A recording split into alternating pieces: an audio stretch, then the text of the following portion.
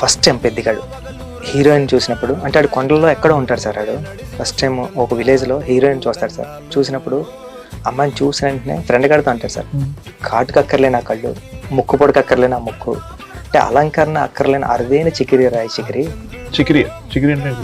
చికిరి అంటే సార్ వాళ్ళ ఊళ్ళో ఆడపిల్లల్ని ముద్దుగా ప్రేమగా అందంగా చికిరి అని పిలుస్తూ ఉంటారు సార్.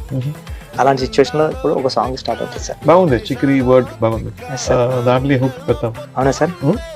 బాగుంటుంది చికిరి అలా సూపర్ ఉంది సార్. బాగుందా? చాలా బాగుంది సార్. ఇదే చేయండి సార్.